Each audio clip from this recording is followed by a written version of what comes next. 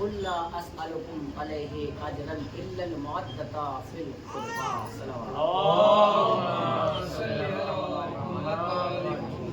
عزیزان محترم، مختصراً کچھ جملے بیان کرنا ہے اور اس کے بعد اللہ مبارک برآمد ہوگا۔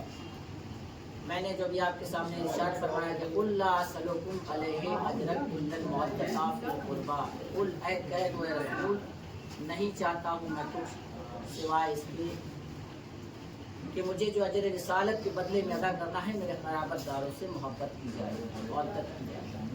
تو عزیزان محترم، سب سے پہلے تو ہمیں اور آپ کو یہ جاننا ہوگا کہ رسول کے قرابت دار کون ہیں اور ان سے محبت کی جائے۔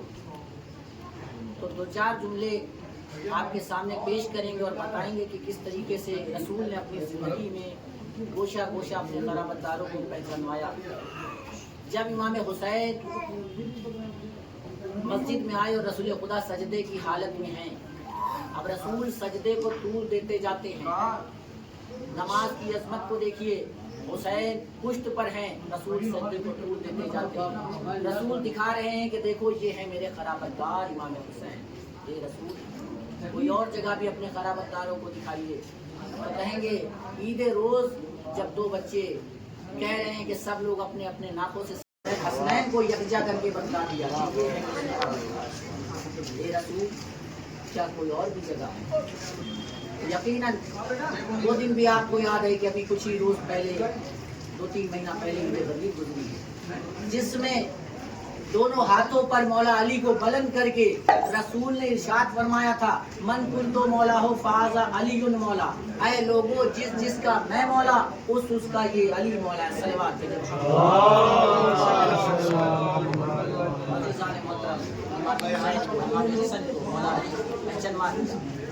رسول کیا کوئی اور موقع ایسا ہے؟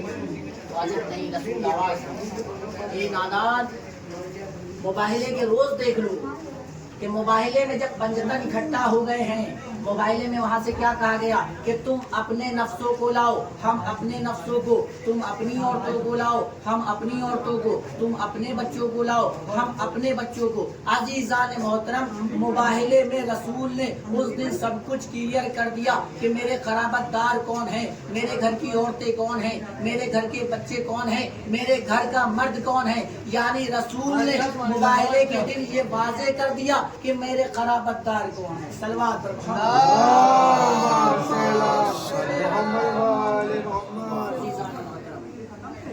اب آپ پوچھتے ہیں کہ رسول کے قرابت دار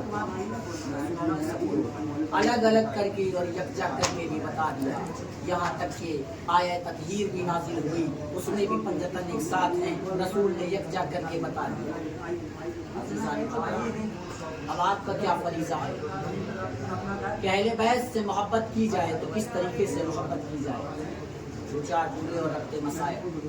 اہل بیت سے محبت کا تقاضا یہ ہے کہ جو اہل بیت چاہتے ہیں وہ ہم کریں، یعنی خوشنودی اہل بیت کے لیے اگر کوئی کام کیا جا رہا ہے تب تو اہل بیت سے ہم صحیح معنوں میں محبت کر رہے ہیں۔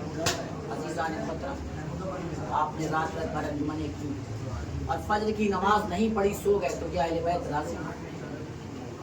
عزیزان محترم، آپ کے پڑوس میں اگر کوئی بھوکا ہے، آپ تبرک پہ تبرک بانٹ رہے ہیں، تو کیا اہل بیت راضی ہیں؟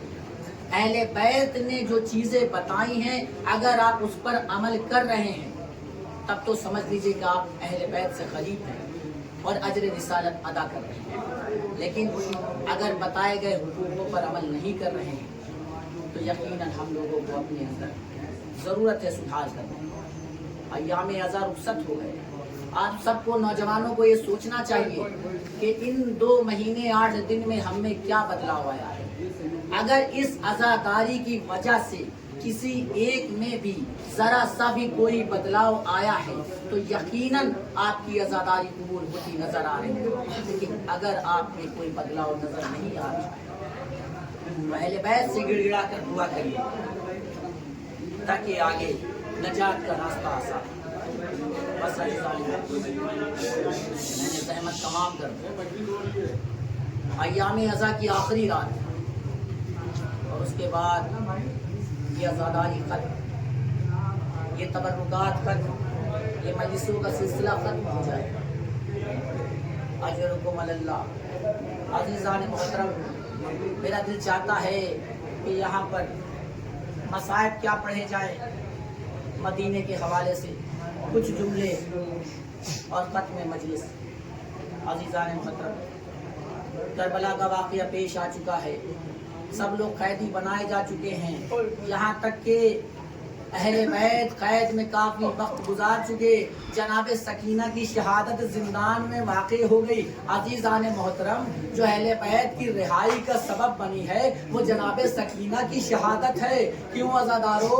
یہ وہ بچی تھی کہ در زندان پہ روتی رہتی تھی اور کبھی اپنے بھائی سجاد سے پوچھتی تھی، کبھی اپنی پھوپھی زینب سے پوچھتی تھی، اے پھوپھی اماں یہ پرندے کہاں جا رہے ہیں؟ تو جناب زینب کہتی تھی کہ یہ سب اپنے آشیانوں کو واپس جا رہے ہیں.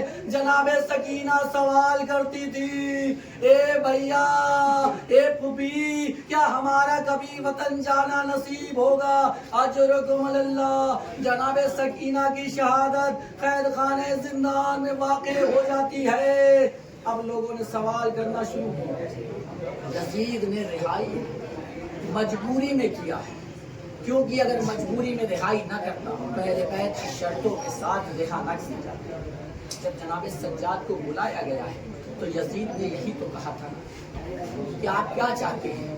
آپ یہاں رہنا چاہتے ہیں یا وطن واپس جانا چاہتے ہیں؟ اگر اہل بیت کے حساب سے رہائی نہ ہو، یزید ڈر کے نہ کرتا تو وہ اپنا فیصلہ سناتا، لیکن اس نے کہا کہ آپ یہاں رہنا چاہتے ہیں یا واپس جانا چاہتے ہیں. تو ایک مرتبہ جناب سید سجاد نے کہا میں اپنی پھوپھی سے پہلے مشورہ کر دوں، اس کے بعد جواب. پھوپھی کی خدمت میں آتے ہیں. اے پھوپھی اماں، یزید نے حکم رہائی سنا دیا ہے، آپ کا کیا فیصلہ ہے؟ آپ نے کہا یزید سے کہو کہ گھر خالی کرائے، میں نے اپنے بھیا کا ابھی دل کھول کر ماتم نہیں کیا ہے. اجرکم اللہ. شام میں گھر خالی کرایا گیا. پہلا عزا خانہ امام حسین یزید کا دربار بنا ہے، وہی شام بنا ہے. اجرکم اللہ. سرائے شہداء آنا شروع ہوتے ہیں. کبھی اکبر کا سر آتا ہے، ام لیلہ بڑھ کر لے لیتی ہے. کبھی جناب علی اصغر کا سر آیا، جناب رباب نے آگے آ کر بڑھ کے لے لیا. کبھی جناب قاسم کا سر آیا، آزادارہ نے مظلوم کربلا.